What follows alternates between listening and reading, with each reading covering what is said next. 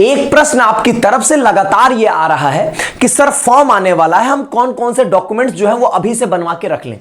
हम इस कैटेगरी से बिलोंग करते हैं, हमारे पास ये वाला सर्टिफिकेट है, क्या ये वाला चलेगा कि नहीं चलेगा, सेंट्रल वाला चाहिए, स्टेट वाला चाहिए, इस अथॉरिटी के द्वारा ये सर्टिफिकेट इशूड है, क्या ये चलेगा, और हमारा सर्टिफिकेट इतना पुराना है, क्या ये चल पाएगा नहीं चल पाएगा, इनकम सर्टिफिकेट की जरूरत पड़ती कि नहीं पड़ती है।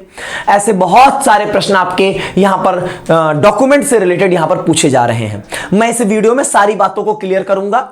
एक बात मैं पहले ही बता दूं, 2025 के रिगार्डिंग कोई गाइडलाइंस नहीं है, जो भी बातचीत है वो सब कुछ यहां पर 2024 के रिगार्डिंग है। और मैं आपको यहां पर ओवरऑल कंक्लूजन दे दूंगा कि अभी आपको क्या करना चाहिए, तुरंत आपको यहां पर कौन से एक्शंस लेने चाहिए डॉक्यूमेंट्स के रिगार्डिंग।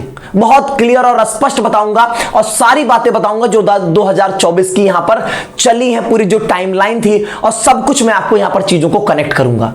सबसे पहली चीज मैं आपको बताऊं, 2024 में एनटीए के द्वारा ये आपका एक फ्रीक्वेंटली आस्क्ड क्वेश्चन का पीडीएफ अपलोड किया गया था, जिसमें पूछा गया कितने मतलब कौन कौन से डॉक्यूमेंट्स लगेंगे।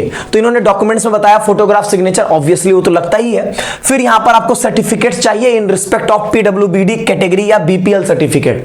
मतलब अगर आप ओबीसी, ईडब्ल्यूएस, एससी, एसटी किसी कैटेगरी से बिलोंग करते हैं तो कैटेगरी सर्टिफिकेट, और इसके अलावा जो अदर कोटा होता है वो अगर किसी अदर कोटा के लिए अप्लाई करेंगे तो वो सर्टिफिकेट्स भी आपको देने होंगे। इसका वेरिफिकेशन काम एनटीए का नहीं होता है। जब आप यूनिवर्सिटी में एडमिशन ले रहे होते हैं तो यूनिवर्सिटी की जिम्मेदारी होती है आपके सर्टिफिकेट्स को वेरीफाई करना, एनटीए से इसका कोई मतलब नहीं होता है। ये बातें मैंने बता दिया। अब ध्यान से सुनिए यहां पर मेरी एक एक बात को। हुआ क्या था, सबसे पहली चीज आपका एप्लीकेशन फॉर्म आएगा।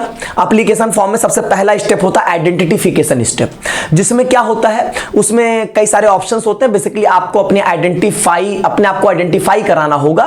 तो उस आइडेंटिफिकेशन स्टेप में आप जैसे आधार कार्ड का स्टेप चूज किया आपने, तो उसमें आप अपना आधार कार्ड का नंबर डालते हो। आधार कार्ड जिस नंबर से लिंक्ड होता है उस नंबर पे एक ओटीपी जाता है। ओटीपी को आप जैसे ही डालोगे, नेक्स्ट करोगे, मतलब रजिस्ट्रेशन प्रोसेस आपका यहां पर प्रोसीड कर जाता है।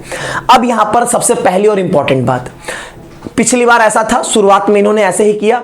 अब कई ऐसे बच्चे होते हैं जिनके आधार कार्ड जो होते हैं वो किसी और नंबर से लिंक्ड होता है, वो नंबर बंद हो चुका होता है, तो ओटीपी जाएगी नहीं और रजिस्ट्रेशन फॉर्म उनका ओपन ही नहीं हो रहा होता है। ये प्रॉब्लम कुछ दिन चली। फिर यहां पर एनटीए ने वहां पर एक नया काम किया, एक नया ऑप्शन दे दिया, जिसमें आप अपने स्कूल कि जो है वो आइडेंटिटी कार्ड को यूज कर सकते हो, उसी को यूज करके आप आगे बढ़ सकते हो। मतलब ओटीपी का कोई बवाल ही नहीं रख दिया इन्होंने, एक नया ऑप्शन क्रिएट कर दिया। ठीक, पहली बात यहां पे तो एक ये रिजॉल्व किया गया था मामला। अगली बात यहां पे करते हैं। सबसे पहले जब यहां पर फॉर्म आया तो आपको इन डॉक्यूमेंट्स की जरूरत थी, जो मैं एकदम स्पष्ट बता दे रहा हूं। सबसे पहले उसमें आपको बताया गया फोटोग्राफ, सिग्नेचर, डिटेल्स, ये सब जो है वो सब अभी कोई मतलब नहीं, अभी कौन सा आप तुरंत फॉर्म भरने जा रहे हो। और आपको कैटेगरी सर्टिफिकेट लग रहा था। कैटेगरी सर्टिफिकेट आपको उन्होंने एक लिस्ट ऑफ अथॉरिटी दिया था कि इन्हीं के द्वारा इशू होना चाहिए, जिसमें आप ये मान के चल लो कि आपका कैटेगरी सर्टिफिकेट सेंट्रल लेवल का होना चाहिए। जैसे ईडब्ल्यूएस में कोई सेंट्रल स्टेट नहीं होता है, ठीक है, लेकिन बाकी में आपके सेंट्रल का सर्टिफिकेट ही चाहिए। और तहसीलदार के नीचे के रैंक का ऑफिसर उसको ऑथराइज ना किया हो, यह ध्यान देना होता है। ईडब्ल्यूएस जो बनता वही बनता, इसमें कोई सेंट्रल स्टेट नहीं होता है। यह बात थी, आपको अपना कैटेगरी सर्टिफिकेट देना ही था। और इसके बाद यहां पर आपको अदर सर्टिफिकेट में ये सारे सर्टिफिकेट्स आ जाते हैं। अगर आप किसी कैटेगरी से बिलोंग करते हैं तब आपको देना होता है। इतने सारे डॉक्यूमेंट्स की बातचीत जो है वो वहां पर की गई थी। लेकिन कहानी में एक ट्विस्ट आया, फॉर्म भरने शुरू किया गया। पहले तो ये सर्टिफिकेट्स रिक्वायर्ड थे, लेकिन जैसे जैसे कुछ वक्त गुजरा उसके बाद उन्होंने एक चेंज ला दिया। आप कोई भी कैटेगरी चूज करो, ये डॉक्यूमेंट्स के सेक्शन में सिर्फ फोटोग्राफ और सिग्नेचर मांगते थे। आपसे वहां पर जो है वो कैटेगरी सर्टिफिकेट ही मतलब ऑप्शन ही इन्होंने हटा दिया। मैंडेटरी या ऑप्शनल नहीं, ऑप्शन ही हटा दिया। आप जो भी कैटेगरी चूज करो, आप नेक्स्ट करोगे, बस डॉक्यूमेंट में फोटोग्राफ, सिग्नेचर आएगा। और पीडब्ल्यूबीडी अगर आप कैटेगरी के स्टूडेंट हो, फिजिकली चैलेंज्ड के, तो उसका सर्टिफिकेट आपको यहां पर अपलोड करना पड़ता है। ये थी 2024 की पूरी टाइमलाइन। अब आपको क्या करना चाहिए, नेट कंक्लूजन क्या है, ध्यान सुनिए मेरी बात, मैं आपको कंक्लूजन दे रहा हूं। कंक्लूजन ये है कि भैया सबसे पहला काम आधार कार्ड अपना ठीक करवा लीजिए। आधार कार्ड में आपका नाम, डेट ऑफ बर्थ, पिताजी का नाम, अगर ये तीनों इंफॉर्मेशन आपके क्लास 10th के सर्टिफिकेट से मिसमैच करता है तो सही करवा लीजिए, बहुत वक्त है। और एक चीज, आधार कार्ड जिस नंबर से लिंक्ड है अगर वो नंबर बंद है तो पोस्ट ऑफिस में जाके अपना ये नंबर जो है वो अपडेट करवा लीजिए। हफ्ते 10 दिन में नया नंबर अपडेट हो जाएगा जो आपका चालू रहेगा। ठीक है, आधार कार्ड सबसे पहले यहां पर एक इंपॉर्टेंट बात ये हो गई। दूसरा जो सबसे बड़ा प्रश्न आता है वो आता है यहां पे, अब मैं ये थोड़ा कहूंगा कि आपके पास जो है वो फोटोग्राफ होनी चाहिए। अरे अभी से क्या फोटोग्राफ सिग्नेचर उस समय हो जाएगा जब फॉर्म आएगा, अभी वक्त है, इतना घबराने वाली बात नहीं है। अगर मैं कैटेगरी सर्टिफिकेट की बातचीत करूं तो कैटेगरी सर्टिफिकेट को लेकर बातचीत ऐसी है, अगर आप किसी कैटेगरी से बिलोंग करते हो, ईडब्ल्यूएस, ओबीसी, एससी, एसटी, तो मैं आपको एक बात बोलूंगा कि आपके पास सर्टिफिकेट होना चाहिए। ठीक है, मैं कोई रिस्ट्रिक्शन नहीं लगा रहा हूं कि किस अथॉरिटी के द्वारा इशू हुआ है, कितना पुराना है, इन सब चीजों में मत पड़िए, अभी एकदम मत पड़िए।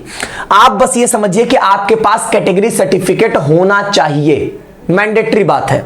अगर नहीं होगा तो प्रॉब्लम क्रिएट हो सकती है, लेकिन होना जरूर चाहिए। पुराना है, किसके द्वारा इशू किया गया है वो एक अलग मैटर है, लेकिन आपके पास सर्टिफिकेट होना चाहिए। क्यों मैं ऐसा बोल रहा हूं? क्योंकि सीयूटी पीजी का फॉर्म इस बार आया, उसी टेम्पलेट पे आया, उसी फॉर्मेट में आया जैसा 2024 में सीयूटी यूजी का आया था, सेम पैटर्न पे। तो उसमें कैटेगरी सर्टिफिकेट जो है वो यहां पर कोई बाउंडेशन नहीं दिया गया। जो पीजी में अगर हम बात करें, जो सीयूटी पीजी 2025 का फॉर्म आया है उसमें कैटेगरी सर्टिफिकेट पे कोई बाउंडेशंस नहीं है कि आपका जो है वो इतने साल पुराना चाहिए या वो इस अथॉरिटी के द्वारा इशू होना चाहिए या वो सेंट्रल लेवल का होना चाहिए। ऐसे कोई बाउंडेशंस की बात बोली ही नहीं गई है। यार एनटीए को कैटेगरी सर्टिफिकेट को वेरीफाई नहीं करना होता है, लेकिन सीयूटी पीजी 2025 के फॉर्म में आपका सर्टिफिकेट नंबर हो गया। ठीक है, फिर वहां पर सर्टिफिकेट इशूइंग अथॉरिटी का नाम, सर्टिफिकेट इशूइंग डेट, ये सारी इंफॉर्मेशंस मेंशन करनी है। और ये सारी इंफॉर्मेशन आप तब तक नहीं भर सकते हो जब तक आपके पास कैटेगरी सर्टिफिकेट होगा नहीं। अगर है तो शांत बैठिए, अभी उसमें कुछ भी इधर उधर मत करिए। लेकिन जैसे ही आपका यहां पर फॉर्म आएगा हम वहां पर देख लेंगे क्या चीजें हैं, क्या अपडेट दी जा रही हैं, और ऐसा कुछ भी होगा नहीं, आप निश्चिंत रहिएगा यहां पे। ठीक है, बहुत घबराने वाली बात नहीं है, फॉर्म आएगा तब देख लिया जाएगा। हाँ, जब हम यूनिवर्सिटी में अप्लाई कर रहे होते हैं तब हमको नीड होती है, हमको इन कैटेगरी सर्टिफिकेट्स की, वो भी अपडेटेड चाहिए होता है। नए फाइनेंशियल ईयर का ओबीसी और ईडब्ल्यूएस वालों को चाहिए होता है, सेंट्रल लेवल का चाहिए होता है, सारी बातचीत आती है। ठीक है, तो अगर आपका नहीं है तब तो जरूर बनवा लीजिएगा, सेंट्रल लेवल का बनवाइएगा। ठीक है, हाँ, लेकिन अगर यहां पर ऐसा है कि आपके पास सर्टिफिकेट है, पुराना है, तो अभी रुक जाइए, एक बार फॉर्म आ जाने दीजिए। 1 महीने का वक्त दिया जाता है फॉर्म भरने में। ऐसा कुछ होगा तो आप तब अपडेट करवा लीजिएगा, अभी से परेशान होने की जरूरत नहीं है। ठीक है, तो ये रहेगी आपकी ओवरऑल बातचीत, और मेरे हिसाब से आप सब कुछ यहां पर जो है वो समझ चुके होंगे। ठीक है, बाकी बहुत घबराने की जरूरत नहीं, जैसे कोई नई अपडेट आएगी आपको बताया जाएगा। बहुत बहुत धन्यवाद।